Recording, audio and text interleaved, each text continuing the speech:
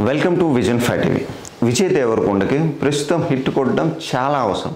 ఎందుకంటే గీతా గోవిందం తర్వాత విజయ్ కెరియర్లో సరైన బ్లాక్ బస్టరే పడలేదు. ఎన్నో ఆశలు పెట్టుకున్న చేసిన ఫ్యామిలీ స్టార్ కూడా నిరాశపరిచింది.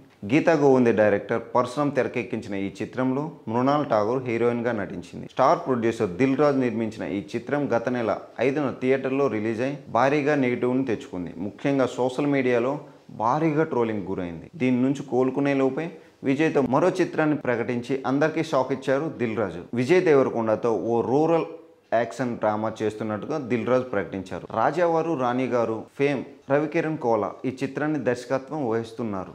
ఈ యంగ్ డైరెక్టర్ అశోక్ వనంలో అర్జున్ కళ్యాణం చిత్రానికి స్క్రీన్ రైటర్గా కూడా పనిచేశారు. ఇలాంటి డైరెక్టర్తో విజయ్ దేవరకొండ కొత్త సినిమా వస్తుండడంతో ఫ్యాన్స్ ఆసక్తిగా ఎదురుచూస్తున్నారు.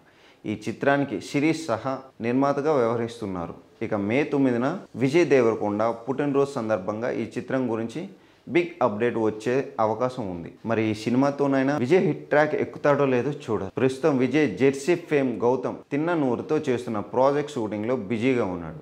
ఈ సినిమాలో పోలీస్ పాత్రలో కనిపించబోతున్నాడు రౌడీ. ఇటీవల ఈ చిత్రం గురించి ఓ క్రేజీ న్యూస్ వైరల్ అవుతుంది. తన కెరియర్లో ఇప్పటి వరకు చేయని ఒక కొత్త ప్రయోగం చిత్రం కోసం విజయ్ చేస్తున్నాడని టాక్. ఈ సినిమాలో ఒక్క పాట కూడా ఉండదంట. ఈ చిత్రానికి అనిరుద్ధ్ సంగీతం అందిస్తున్న సంగతి తెలిసిందే. అయితే సినిమాలో మరో స్థాయికి తీసుకెళ్లడానికి అనిరుద్ధ్ మ్యూజిక్ ఒకటి చాలని విజయ్ నమ్ముతున్నాడంట. అనిరుద్ధ్ బ్యాక్గ్రౌండ్ స్కోర్ ఈ సినిమాకి హైలైట్ అవుతుందని మూవీ టీం అనుకుంటుంది. అందుకే ఈ ప్రాజెక్టులు పాటలు లేకుండానే ప్లాన్ చేస్తున్నారంట. దీంతో ఈ చిత్రంలో ఒక్క పాట కూడా ఉండదని సమాచారం. గతంలో కార్తీ నటించిన ఖైదీ సినిమాలో కూడా పాటలు ఉండవు. ఇప్పుడు ఇదే బాటలో విజయ్ వెళ్తున్నట్లుగా తెలుస్తుంది.